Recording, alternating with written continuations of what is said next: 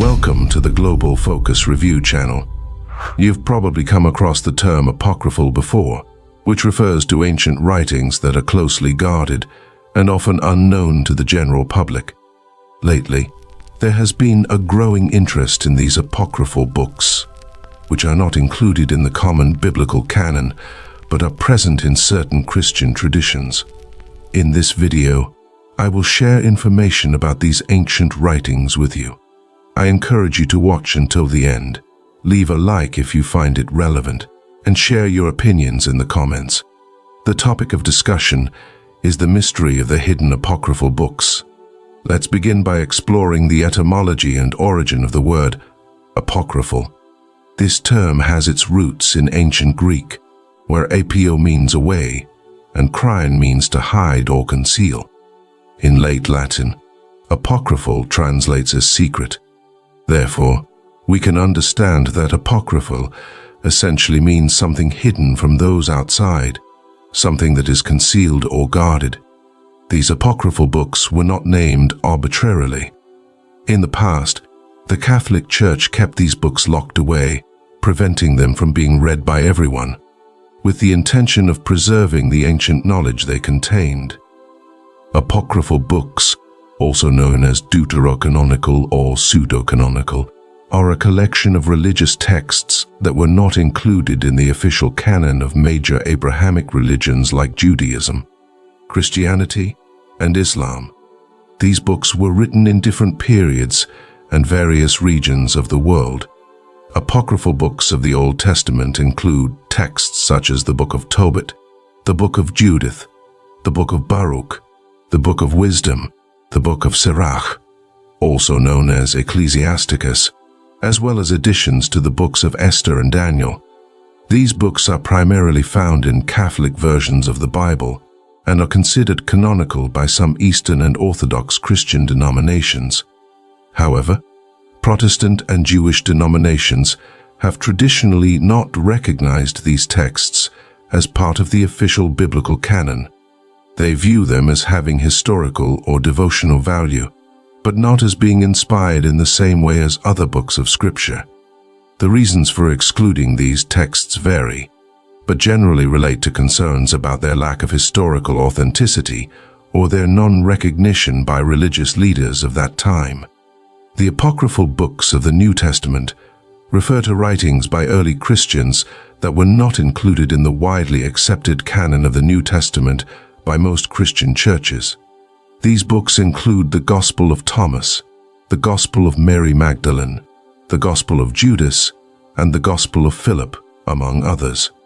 While these texts offer alternative perspectives on the life and teachings of Jesus Christ, they were rejected as non-canonical by early church leaders, due in part to concerns about their historical and doctrinal accuracy. What makes this subject fascinating and mysterious is that many of these apocryphal books were actually considered part of the sacred canon of the Hebrew people before and during the time of Jesus. This connection to the ancient tradition of the Israelites and the mysteries surrounding these texts adds even more intrigue to the issue.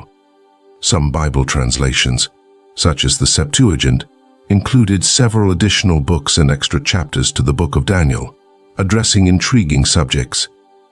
In addition to the Septuagint, the discovery of the Dead Sea Scrolls revealed that the collection of sacred books among the ancient Jews was significantly broader than our current canon of 66 books.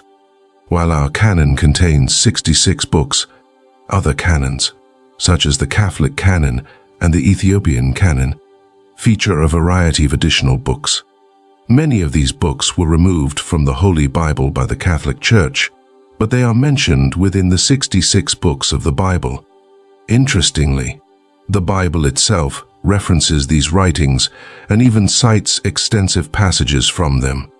For instance, the Book of Jasher and the Book of Enoch are mentioned multiple times in the Scriptures. These references serve to illuminate the variety and abundance of the sacred texts that circulated during the time of the Bible. Moving forward, I will present a compilation of books that are mentioned in both the Old Testament and the New Testament, forming part of the ancient canon of the Hebrews, Israelites, and early Christians, commencing with the Book of Jasher, also known as Jasher, which is referenced in the Book of Joshua 10 and Samuel 1. Additionally, it is mentioned in Timothy chapter 3.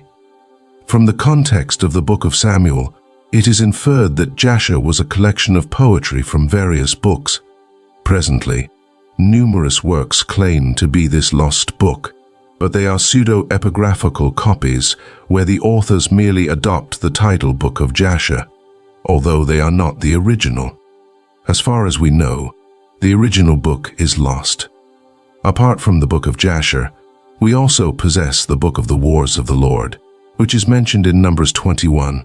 This book is also cited in the Book of Jasher, translated by Moses Samuel and edited by J. H. Perry in 1887, in chapter 90, 48, as a collaborative record written by Moses, Joshua, and the children of Israel.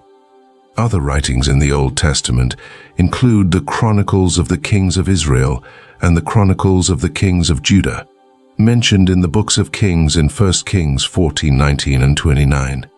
These accounts detail events during the reigns of King Jeroboam of Israel and King Rehoboam of Judah, respectively. The Chronicles of the Kings of Israel are further mentioned in 1 Kings 16.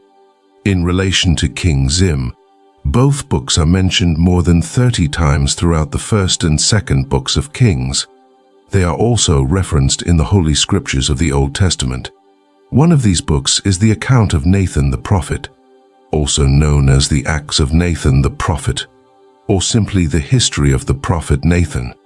It is mentioned in Chronicles 29 and Chronicles 9. Additionally, there is the Book of Gad the prophet, or the Acts of Gad the prophet, mentioned in Chronicles 29. Another book is the prophecy of Ahijah the Shilonite, possibly referenced in Kings 14 and mentioned in Chronicles 9. In the New Testament, we find the Book of Enoch being referenced in the letter of Jude.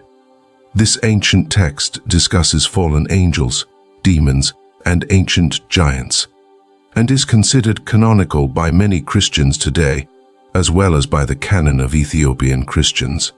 There is also the Book of Jannes and Jambres, an apocryphal book mentioned in Timothy 3, where Jannes and Jambres resisted Moses. Additionally, there is the Epistle of Leda Ia, mentioned in Colossians 4.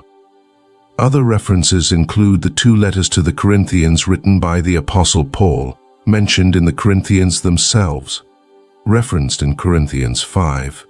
Paul's letter to the Ephesians is mentioned in Ephesians 3, where he writes that he had already briefly written about it in the book of Matthew.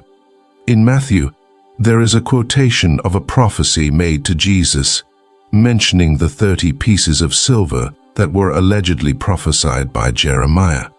However, after examining the contents of the book of Jeremiah, we find that the prophecy in question does not actually exist. As far as our knowledge goes, there was a book of Jeremiah that was acknowledged and circulated during the time of Jesus, but it was not included in the Bible because it was considered a lost or non-canonical book. Nevertheless, since one of its prophecies is referenced, it is regarded as a canonical book.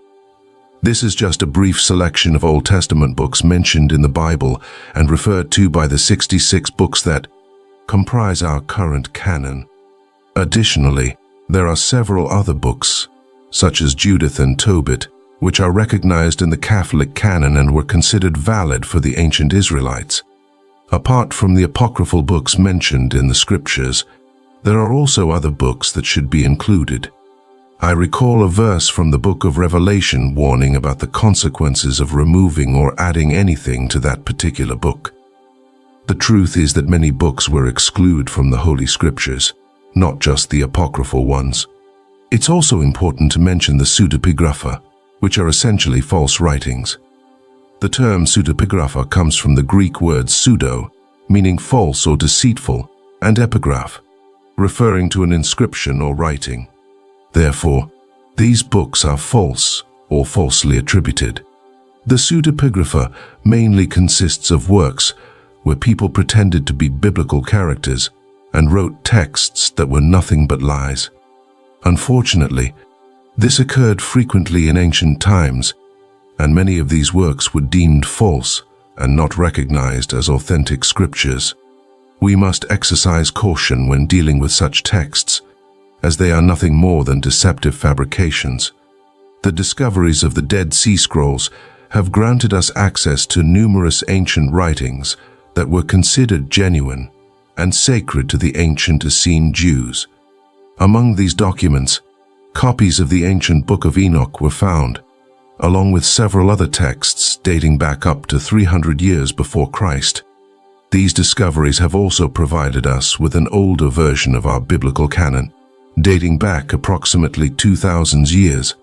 Please feel free to comment below if you are familiar with the Book of Jasher, the Book of Jubilees, the Book of Enoch, or even the third epistle to the Corinthians. If there are any other books you would like to share with us, we would appreciate it. Thank you to everyone who has watched thus far. We hope you enjoyed it. God bless, and we'll see you soon.